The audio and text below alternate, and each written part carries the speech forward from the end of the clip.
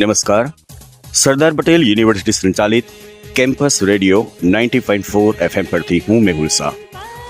આજે 25મી September Sardar Patel university દ્વારા યુવા મહોત્સવની શરૂઆત ટૂંક સમયમાં થઈ રહી છે. ત્યારે આ કાર્યક્રમને નિહાળવા, આ કાર્યક્રમને સપોર્ટ કરવા અને આ કાર્યક્રમના પડદા પાછળ રહેલા કેટલાક વ્યક્તિઓ સાથે આપણે મુલાકાત લઈએ.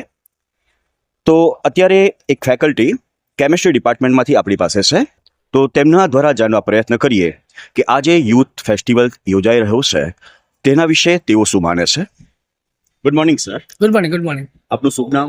મારું નામ રાજેશ પટેલ, કેમિસ્ટ્રી ડિપાર્ટમેન્ટમાંથી આવું છું. આજે યુથ ફેસ્ટિવલ સરદાર પટેલ યુનિવર્સિટીમાં યોજાઈ રહ્યો છે, તેનાથી જે વિદ્યાર્થીઓ છે તે વિદ્યાર્થીઓ માટે કેટલે અંશે ઉપયોગી નીવડી શકે તે વિશે આપ જણાવો.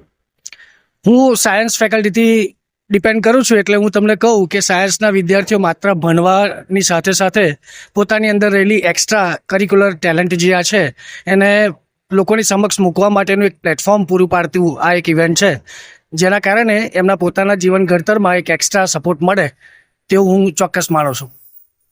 આ પ્રકારના જે પણ આયોજનો યુનિવર્સિટી યા કોલેજ કે ડિપાર્ટમેન્ટ દ્વારા થઈ રહ્યા છે કે શું શિક્ષણના ભોગે છે એ આ જરૂરી છે? ના, શિક્ષણની સાથે સાથે શિક્ષણને સહેજ પણ ખલેલ પહોંચાડ્યા વગર અને વધારાની પ્રતિભાઓને ઉજાગર કરવા માટે મળતી તક છે.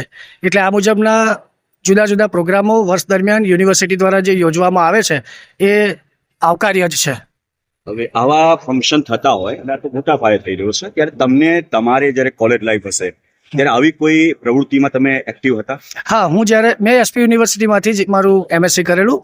તે સમયે પણ આ પ્રોગ્રામ દર વર્ષે એક વખત યુથ ફેસ્ટિવલ તરીકે ઉજવાતો અને હું પણ એનો એક વિદ્યાર્થી તરીકે ભાગ લઈ ચૂકેલો વ્યક્તિ છું, અને જેની મારી આગળની કારકિર્દીમાં મને સ્ટેજ ફિયર જવાનો એક સારો એવો અનુભવ અહીંથી જ મળેલો. એટલે એક વ્યક્તિગત ઘડતર માટે પણ આ જરૂરી છે. યસ. હા. આ જે ચાલી રહ્યું છે, રિપોર્ટ પ્રમાણે 25 થી વધારે વિવિધ પ્રકારની એક્ટિવિટી થાય છે. આમાં કંઈક વધારે થઈ શકે? તમે જે વાત કરી કે સાયન્સ ફેકલ્ટી છું, તો એમાં કંઈક? હા, એટલે દર વર્ષે જ્યારે આની એક કમિટી બનાવેલી છે અને દરેક કોલેજમાંથી જેટલા વિદ્યાર્થીઓએ ભાગ લીધો હોય તેના કન્વીનરો પાસેથી આવતા વર્ષ માટેના આ વર્ષે કરેલા ઇવેન્ટો સિવાય વધારાનું શું સારું થઈ શકે કે જે સ્ટુડન્ટોને વધુ હેલ્પફુલ રહે તે માટેના એમના બધા સૂચનો દર વર્ષે લેવામાં આવે છે અને એવરી યર એકાદ બે નવી ઇવેન્ટો અંદર ઉમેરવામાં આવે છે.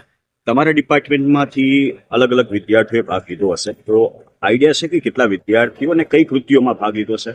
લગભગ મારે ત્યાંથી 7 જુદી જુદી ઇવેન્ટમાં પેઇન્ટિંગ છે, ડાન્સિંગ છે, સોલો સિંગિંગ છે, ગ્રુપ સિંગિંગ છે, એવા ભેગા કરી અને લગભગ 28 સ્ટુડન્ટો જોડાયેલા છે.